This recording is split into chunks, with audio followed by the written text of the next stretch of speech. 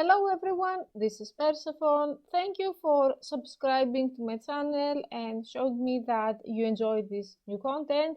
If you are one of the older subscribers, bear with me, we will start making the older type of videos about beta men and self-development or life updates and all that pretty soon. It's just that I want to post some of the content that I already have and put it out there because I think that people need it. There are a lot of people struggling right now, especially on night flirt, but also incoming. So today we're going to discuss traps when it comes to phone with cam. And by traps, I mean I learned the hard way and I'm here to protect you. So if you have never done phone with cam, you can start doing things the right way, skipping the trial and error. And if you have done it, you can amplify your earnings 10 times.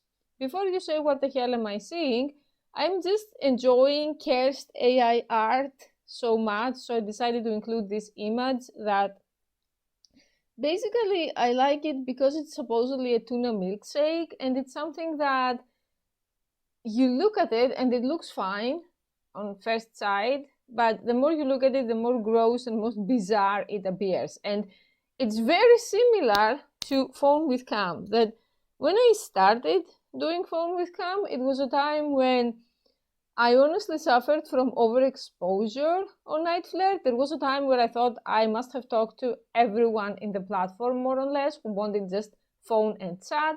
So I wanted to try phone with cam, and at that time I was a very experienced cam girl. So I was thinking it is the same as camming, like duh, how different can it be? You are in front of a webcam, so I got this. It had many differences, and we are here to take it step by step, and no further intro, we begin. The first difference is that there are a lot of people who are going to try to scam you. And by scamming, I mean two different things that may happen. One is trying to not pay you, we will analyze it, and the second is trying to make you break the rules and then report you and get you banned from the site or put you at risk. So there are a lot of people who will send you an email asking for your Skype ID. By the way, you are not allowed to ask for tributes for your Skype ID. I mean, everything that I say that you are not allowed to do, I see a lot of people doing it, but I'm just saying the politically correct thing, and you can decide if you want to risk or not. For me, it's not worth the risk because with the methods that we're going to discuss, you can make 300 to 400 per day easily if you work hard, so why risk? And they're going to be sending you an email and saying that they want a phone with cam session with you. There are two types of emails, the normal type and the dangerous type. The normal type is the one that it says, hey, my name is Braden from Bumfuck Nowhere, and I always had a dream of dressing up in a penguin costume for you on camera and pretending I'm a penguin, and you have to make fun of me. I mean, hypothetical scenario, just saying. So the guy introduces himself, he's nice, he explains what he expects to do in the session, and he asks something like, are you available? Can you give me your Skype? No problem there. You send it, you do the session, you get paid. The problem starts when someone says, hey babe, what's your Skype? Or just Skype, or oh, I'm live on Skype, come find me. You're going to say, oh my God, Persephone, schizophrenic persecution mania, why is that a problem? I will tell you. Every time, 90% of the times that I accepted someone like that on Skype, that they didn't say on purpose what their fantasy was, it was people searching for their mommy, people on diapers, people wanted to talk about their underage niece, God forbid. I have reported some of these people to Interpol. People wanting to talk about scat, people showing me scat content when the camera opened, and other things that I will not traumatize you further with. So usually when someone is vague on purpose about phone with cam, something is wrong. But because we don't want to miss out to people that, let's say they are new, they're socially awkward, I send a follow-up email and I say, thank you for your message. Can you please let me know what we will do in our session, because I want to make the experience personalized, to be prepared, and I don't use scripts. And if the person is normal and they just send a simple message without thinking, they're happy to explain. Another reason why you need to do this is because you're going to have all of the clothing fetishists that There are people who are only into nylons, only into high heels, or there are these crazy people, and they say crazy because honestly this pisses me off, that they say, Goddess, I'm unworthy of seeing you naked. Why don't you just start your shows with a turtleneck? I'm telling you, Night Flirt is the place that I've been shamed out of all of the places and out of my real life. It's the place where men shame me the most, why I'm on various stages of undress. And they say that the true femdom goddess should be fully clothed, which is something that I'm never going to agree with. This is a hill I'm willing to die on. The same way you don't go to a sushi restaurant and ask for things that they're not sushi and say, hey, you should have had some fried chicken nuggets here just in case. You don't go to an adult site and request fully clothed women showing you their wrists like we are in the 1800s. But because these people do exist and we can still get paid from them too, when I ask and they say, I expect you to wear a dress, I expect you to wear a crop top, I expect you to wear the previous penguin costume, you have the time to prepare and start the session right away, because I hate having to start and then I don't have the thing that people want me to have, and then I have to start searching for it, and I'm becoming something like a hoarder's house with all of these costumes and wigs and stuff. I'm running out of space, so I don't want to have to deal with it, and you shouldn't have to deal with it either. So to summarize this, people are going to message you for Skype. If they say what they want, you add them. If they're vague on purpose, you have to add a follow-up email that clarifies what's going on. People that you will never hear from and they will vanish into thin air after you ask them what are we going to do are the people who are on diapers searching for mommy and wanting to talk about how the neighbor's dog looks very sexy. You don't need these people in your life, and many of them should be behind bars, especially the ones who are targeting animal and children. I'm doing whatever I can in general. Every time this type of person contacts me, I'm just saying there may be consequences, not just on Night Flirt, in general. Like, I'm not entertaining this type of illegal talk, okay? Same with minors. Now, another category of person that may try to scam you using phone with cam as an excuse is people who want to use the email and turn it into a chat, which is something that for me, whoever does that, you have failed as a man with a capital F. Like, how much of a cheapskate you must be to expect a woman working there to send you back and forth emails? That they're like, hi, my name is Tommy from bumfuck nowhere. How is your day going? And they say, hi, Tommy, are you interested in a session? And then he's like, yeah, but I want to know more about you first. Like, are you going to find more about me in a freaking email? Femdom is a luxury. It's not a given birthright. So if you don't have money to pay me to talk to you, go pay all of these leaders in the manosphere that they tell you that you need to become jacked and like make 6 figures and rotate women on the red pill. It's not for free. Or just get a girlfriend if you can. If you cannot, I don't have the time to send back and forth emails. And that's exactly what I'm saying to them. I'm like, I'm happy to talk to you more, but I will have to transfer our conversation to Night Flirt chat because I cannot make money, sadly, I add sadly, from back and forth emails. The people who are new to the site or the people who are socially awkward are happy to transfer there. There is going to be a number of people that you will just start chatting with, and then you can sell them goodie bags, you can make sessions and so on.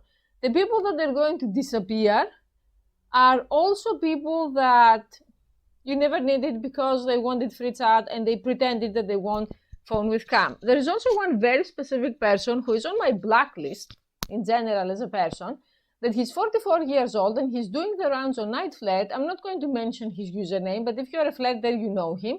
He's doing the rounds pretending he's also a fellow flirt. I don't believe he is, that he's working as a male flirt for gay men. And he feels entitled that because you are a flirt and he's also a flirt and you're colleagues, so you should entertain his nonsense for free. You see this, you block. Now, let's say we bypass that stage and we move on to the stage where you're on Skype with the person. There are many people who are going to ask you, should we mute the phone or should we mute Skype? Many men do not have any bad intention, they just don't want the echo in the room, so you may mute the phone and still do the session and get paid. A strong, solid 20% of my clients. They say, hey, can you mute the phone because I don't want to hear you twice. And when we start the session, they turn off the phone. So you may end up doing an entire private session essentially and get paid for only the first couple of minutes. So now I don't do that. Now I am always saying I'm going to mute Skype and keep the phone on so I know that I'm getting paid. There are some exceptions, like people that I know and I have sessions with for a long time and I had dozens of sessions, or people who last 2 minutes. I don't care. I can risk and mute the phone. But if you are new, they're going to try to scam you with that. So please, if they want you to mute something, then you should always mute Skype. Make sure the phone is running, because you may end up exerting yourself and exhausting yourself. This way of making money, it's a marathon, it's not a sprint, and nothing is more draining than realizing that you spent 30 minutes with a guy in the penguin costume and you didn't make a dime. And also, how are you going to prove that? The session starts normally, the person says, I want jerk-off instructions, or I want sensual femdom, or I want mutual play, and all of a sudden a poopy diaper appears. Now you're going to say, Persephone, do you have a scat fetish? Why do you keep bringing this up?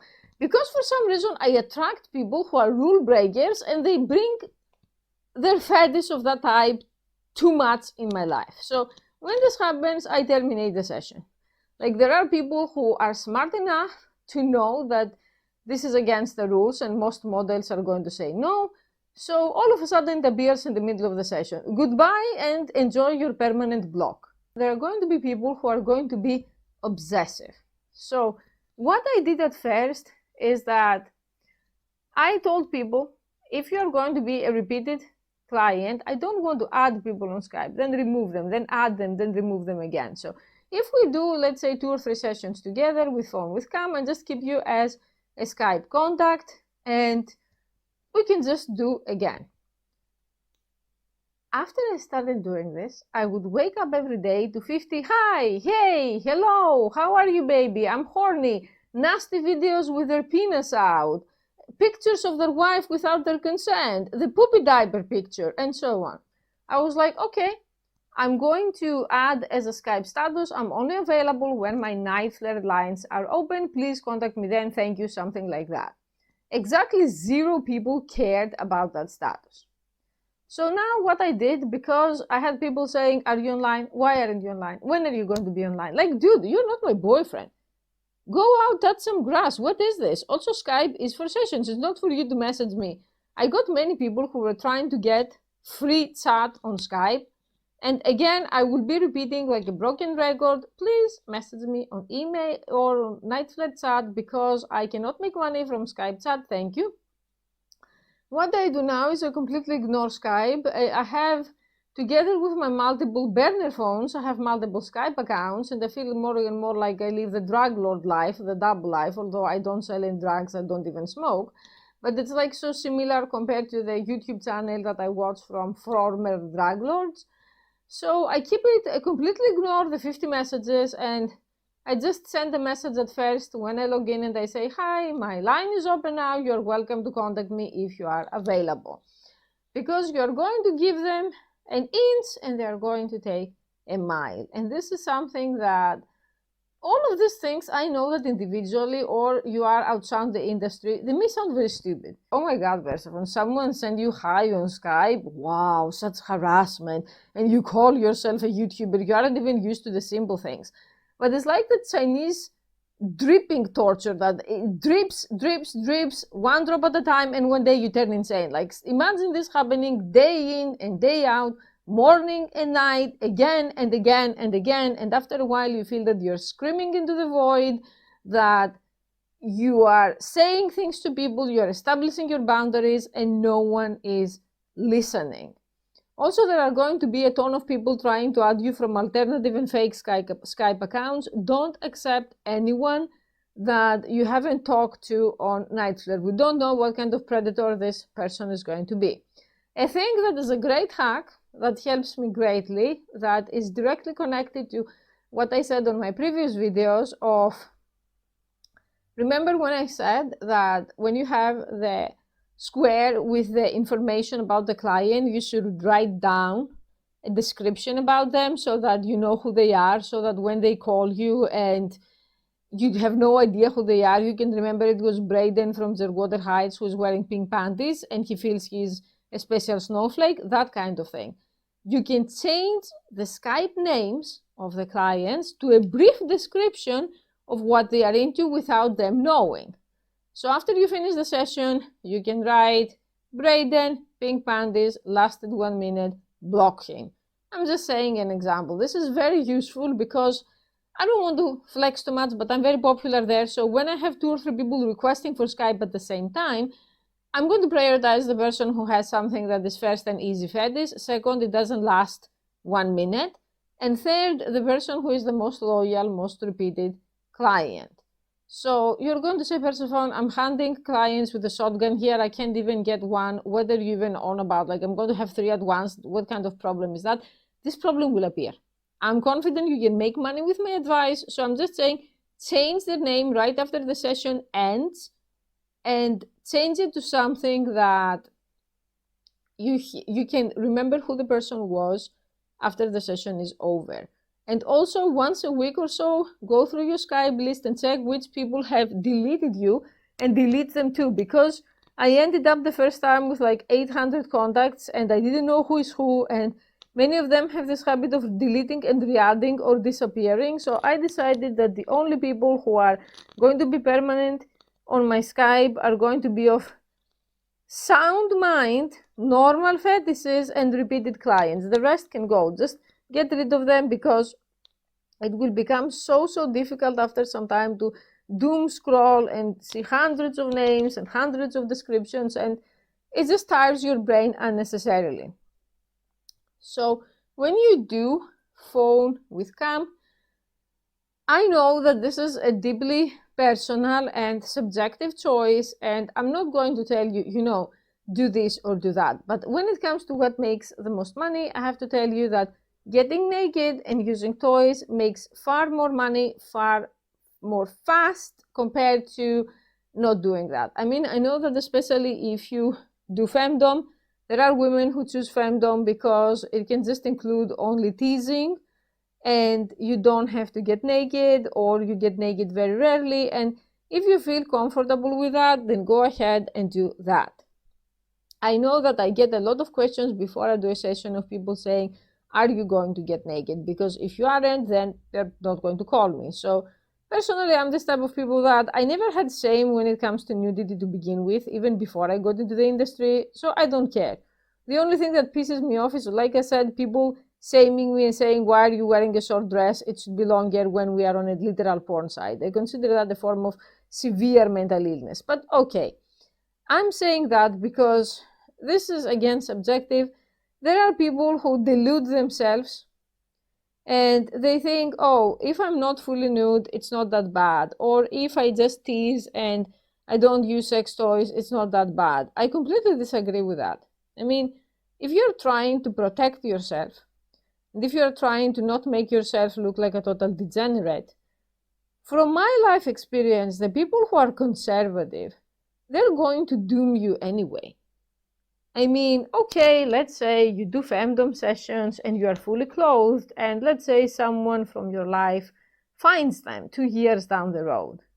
Do you think that this person is going to be more lenient because you were showing your panties instead of showing your vagina?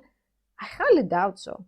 The people that I know who are very conservative, they're going to be horrified even about the idea that you're talking to strangers online for money.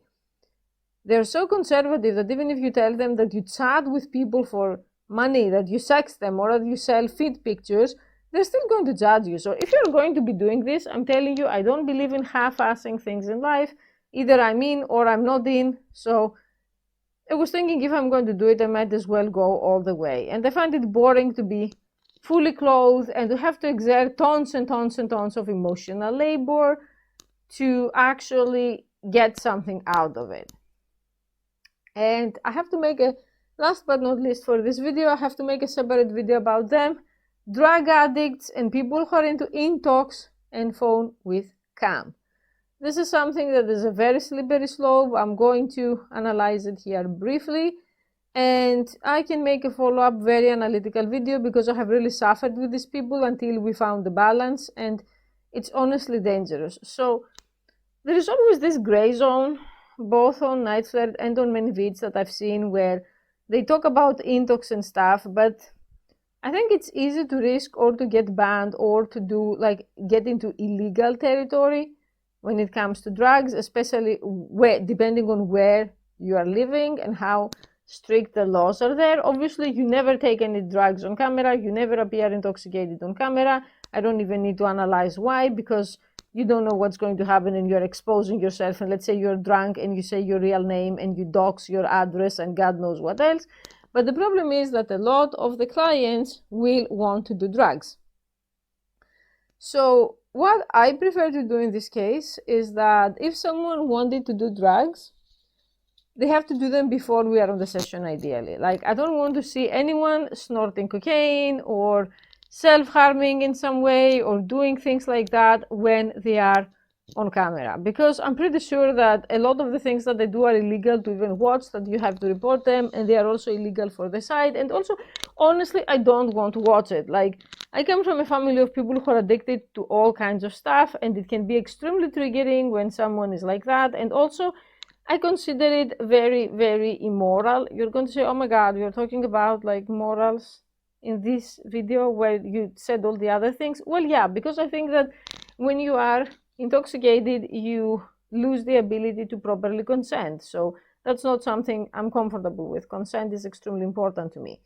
And also for one more reason that many people didn't know, I also didn't know before this circus show started, is that a lot of different drugs, I'm not going to analyze them, make people impotent or make people incapable of having an orgasm or make people incapable of falling asleep. I recommend the channel of Ryan Leone. Ryan Leone is dead now. He died at 36. He's a former drug lord. He used to make $500,000 a year selling various types of drugs in LA until he got busted by the feds. And he explains so well, because he was also a drug addict, what the various drugs do in a way that is not scientific, but it's very entertaining. Like, this guy is also a best-selling author, and I feel sad that he passed so young. So if you watch his channel, because I don't want to talk analytically, I'm only going to say how this is going to affect you. You don't want a client who can never climax. You don't want a client who has been up for 3 days. He's on the verge of psychosis. He's seeing and hearing things that they are not there. He's incoherent. He can take out on you and become abusive. You don't want clients who are going to become obsessed with you and they're going to call you. And I had to turn down someone who wanted to do 3 or 4 hour sessions with me, where I had to repeat the same things over and over and over. And he wanted me to use 6 toys on myself for 4 hours straight. I don't care how much money you want to give me. I can't do that shit for 4 hours straight without even a single break to even use the bathroom or drink water. Like, these are clients that you have to be a literal, I don't know, android of a flirt to deal with. Or people that they do that and then they do things that get them in trouble and then they feel ashamed. And I have people sending me long letters with their problems or why I didn't stop them. And in many cases, when they are in this intoxicated state, it's very, very difficult to know which part is fantasy and which part is reality. For example, I had a client a long time ago that he supposedly had this fantasy of becoming an exhibitionist and going to the parking lot of the church and exposing himself to women, which I know how bad it sounds, but I mean, if we're just talking and this is the fantasy, for me it's fine. So we talked about it 1 time, we talked about it 2 times, the client was high, and the 3rd time he actually went to a parking lot, thank God not at the church, and he did it. And people called the cops on him, and I haven't heard from him since, and I got a long email with his grievances about why I entertained that fantasy, and I didn't tell him that it's not okay to talk about it. So I don't want this kind of emotional labor and stupid junky drama in my life. I'm sorry. I'm sorry if this sounds harsh, but I have to be honest with you and protect you. There are easier ways to make money. My ideal audience, you watching me right now, is a person strapped for cash. They want the shortcut. They possibly have ADHD. And they don't have the time for self-masochism and playing the martyr. So now I'm very cautious. I use what I mentioned earlier. I ask them on an email, what are we going to do? If I start getting responses of, I've been up for 10 days straight, shooting God knows what, and I want to just watch you and talk, I don't know if I'm going to have this talk. 2 years ago, I would think about it. I needed money a lot more than now. Now I'm going to, let's do 30 minutes and see how it goes. Or I'm going to say, I'm sorry, not my thing. Someone else may be a better batch. Thank you. All the best. So that's all that I could think of about phone with cam for the time being. If I can think of more, because it's very early right now that I'm making this video, I'm going to make follow-up videos. Overall, I want you to not worry too much about it. In my opinion, it's easier than a cam show or a private show, because the people who contact you, they already know that they are going to be paying you by the minute. And that forces them, in many cases, to be more precise. Like, the majority of clients are not this freak show that I described. They are normal people who send me an email and they say, I want this and this and this. I do it, and it's very easy to work 2 to 3 hours and make, let's say, $400 to $500. And also, they tend to be more generous, and you are going to be getting tributes, or people are going to buy goodie bags. I had someone one time who really liked my show, and he was alone that night. He was traveling, and then he came back home, and he couldn't do shows because he's married. So he would buy 2 or 3 of my goodie bags every day to watch them on his own in secret. And that was like so easy money, making $10, $20 a day passive income like that. So I don't want you to be afraid. And if you need money fast, it's okay to try this. And if it doesn't work for you, then it doesn't work for you.